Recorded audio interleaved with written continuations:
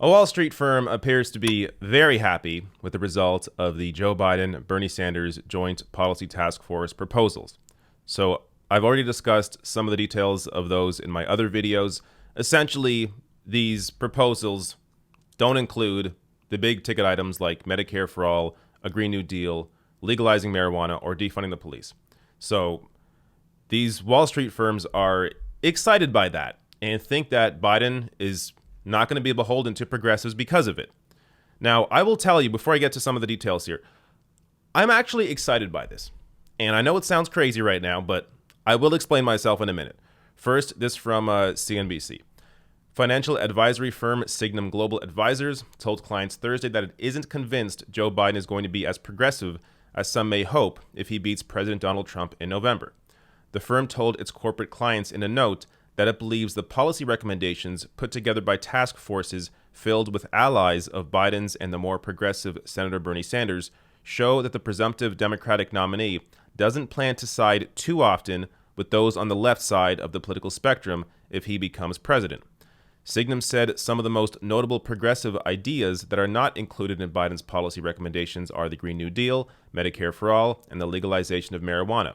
Quote, the result represents a very successful effort by Biden and his team to control the narrative and policy direction, while making just enough concessions to the progressive wing to avoid an open rift in the party, the note said.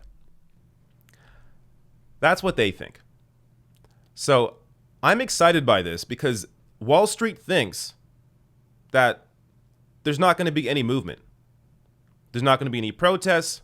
People will just go back home, go to bed. Everything will be fine because Trump's gone and Biden's in.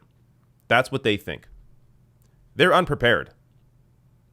So they just assume that it's going to be similar to when Barack Obama won in 2008.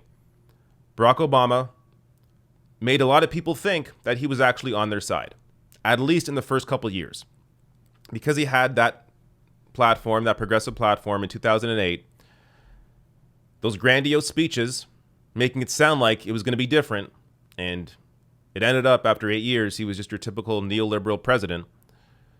But those first couple years, yeah, people did go to sleep.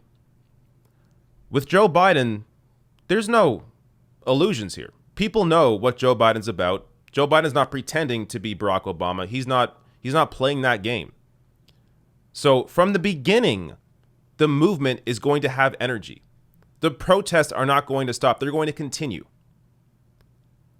So when you are, and also, I mean, worth mentioning here, when it comes to the platform, all of this, again, was very obvious from the start. These joint policy task forces were never going to support Medicare for all or Green New Deal or, defund the police. They were never going to get to that point. We knew from the start, that was the whole point, was simply to try and act like, hey, we're listening to you as well, Bernie supporters, when in reality, of course, it's going to be incremental change in terms of the actual platform. But, and even if he did adopt, say, Medicare for all, would you believe him? I wouldn't believe him. Joe Biden lies all the time. He has a history of lying. So if it's in the platform, it doesn't mean he would even be fighting for it. So the actual fight, like that doesn't mean you give up the fight for those things. It means that the actual fight happens if Biden's in the White House. When Biden wins, that's when the fight really starts. So people will look at this and you may be depressed by what Wall Street's saying here and think, oh, they won, it's over. No, the fight's only beginning and their back is turned. They have no idea what's about to happen. So view this election not simply as, don't view voting for Joe Biden as voting for Joe Biden. You're voting for him because you like him. No, we know Joe Biden's garbage. There's no hiding that. What you are doing in voting is you are picking the fighter that you want to go up against. So, do you want to go up against Trump, who's not even going to get in the ring with you? Trump is not listening to the left at all. The left has no seat at the table. There's no opportunity to even make any inroads with Trump. In fact, you have to refight fights you already won with him. Or do you want to fight Joe Biden? And do you want to beat his ass into submission politically? You got options here. You got two options. A guy who's not going to fight you and a guy who will absolutely get destroyed if the movement is big enough. So this is how you have to view the election. People, the issue, and I get it. Because when you are voting for somebody, it feels like you're voting for somebody. You're voting for that person. It means you are helping that person.